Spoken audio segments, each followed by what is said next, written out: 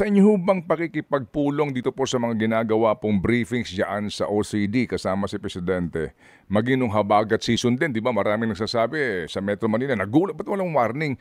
Pero in fairness nga sa Pag-asa, meron naman. Dito ho ba sir, nasa inyo ho ba rin kaisipan na meron pong nilalabas kayong kung ano-anong mga cyclone bulletin at mga warning, pero yung LGU hindi ang iba hindi ito tinatangkilik, kaya po laging nagsasabi na nagugulat na lang sila? Yun, marami na po kasing nilabas na mga information, materials and preparedness. Dalawa po, no? Una sa DOST and OCD. At ang DILG operation list pong tinatawag. So doon po sa operation list nila, kasi na-edit ko rin yun, talagang binibigyan nila ng yung detalye na dapat katungkulan ng mga local government officials na through the disaster manager. So kung susundin lang po nila yun, hindi sila dapat magulat at talagang makakapaghanda sila. Kasi yun po yung purpose ng operation list ng DILG.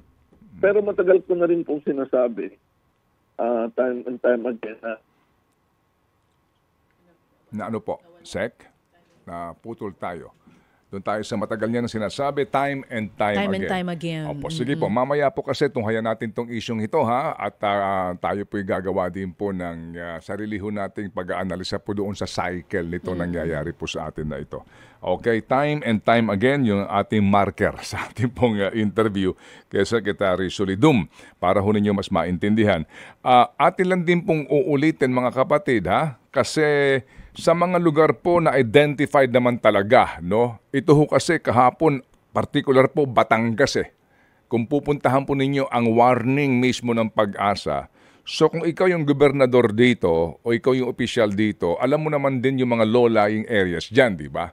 So, kumbaga, meron ka pa din naman chance na mag-backwet kung talagang ganun din kayo kapreparado. Sir, doon kayo naputol po sa time and time again, Secretary? Apo. Opo, ulit ko pong nire-remind na dapat talaga may nakasulat na standard operating procedure ang bawat LGU. Kasi kahit may operation list po ang DILG, yung konteksto ng mga topografiya, yung sinasabi ng low-lying area, kahit sa mga kalsada na talagang kapag malakas ang ulan ay babahain, dapat maisulat at maplano ng local government yun together sa mga tao. Kasi yun po yung nakikita kong baka kailangan mag-improve. Kasi kahit may warning po tayo dyan, ang kailangan ma-spell out yung action na gagawin sa baba. Ted Filon at DJ Chacha ngayon nasa Radyo 5 92.3 News FM Monday to Friday 6 to 10 a.m.